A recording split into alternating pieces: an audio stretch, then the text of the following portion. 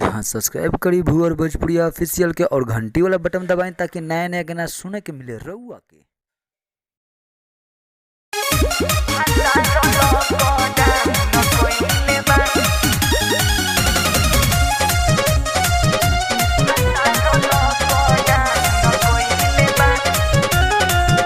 Recording by SK studio Chhapra.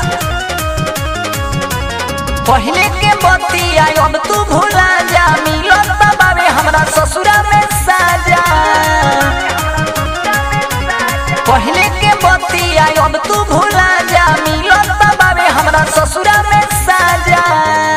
मौका मिलते उ सुतार पहिले बा, अब नहीं मिली माजा। सुनो एलो भरजी भातार लॉकडाउन कइले बा, अब नहीं मिली माजा। सुनो एलो भरजी भातार लॉकडाउन कइले बा।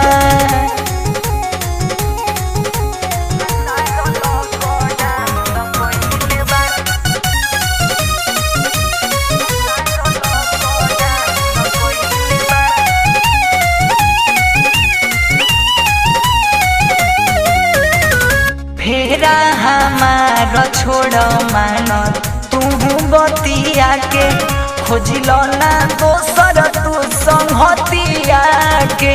लभर जी खोजिल ना दोसर तू संगतिया के। फेरा हमारा छोड़ मानो तू बतिया के, खोजिल ना दोसर तू संगतिया के। करे जबू खोजिल ना दोसर तू संगतिया के। बामो जबूरी रख तू दूरी, सोचल सपनावा अपन पूरी। साथे रहे के उकिरिया खइले बा, अब नहीं मिली माजा। सुनो एलो भरजी भातार लॉकडाउन कइले बा, अब नहीं मिली माजा। सुनो एलो भरजी भातार लॉकडाउन कइले बा। रे बाप रे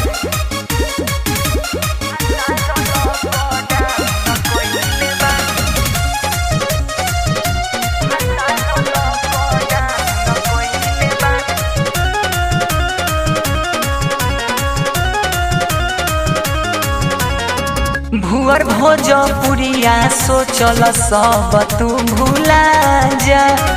लड्डू जी भैले दिल के राजा हो।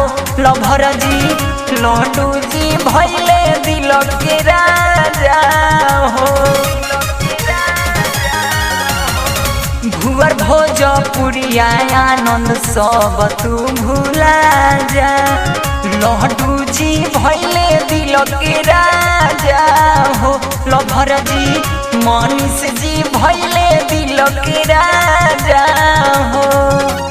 नैहर जबाई तोहके बोलाई, प्यार के तहरा अब ना भुलाई।